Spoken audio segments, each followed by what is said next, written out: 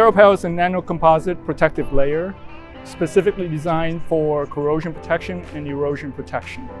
Behind me is a HH-46 helicopter, Sea Knight, passionately known as Pedro 01. We are using this helicopter to test out the erosion aspect of the coating.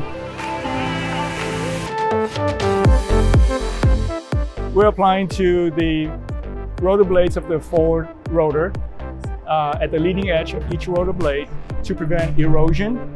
And basically, it helps the aircraft to have a longer service life before it has to go into maintenance and get the rotor blade leading edges repainted and reprotected. Currently, after maybe about 20 hours or so, the coating that protecting the leading edge is worn off just due to the elements.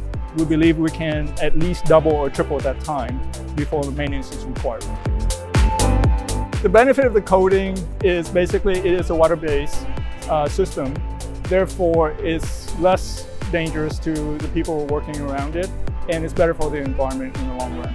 As far as other applications for this, we are looking at corrosion protection, as mentioned earlier, and there's also a technology behind the AeroPel family that can also prevent ice formation.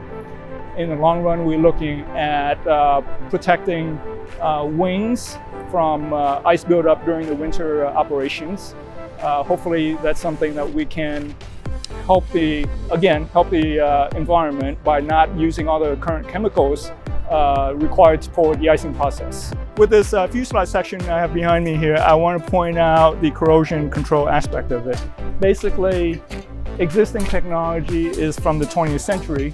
Corband 35 is one of the products that's widely used in the industry. It's okay when it first came on the scene back in the late 1990s, but it is a dated material. And as far as corrosion protection, it is not as robust as what we think AeroPel can do for the structure of the airframe. AeroPel, we have it applied on this side of the fuselage section here. This whole entire fuselage section has been sitting outside for more than a year, and we have tested this against the environment. It's been holding up very well.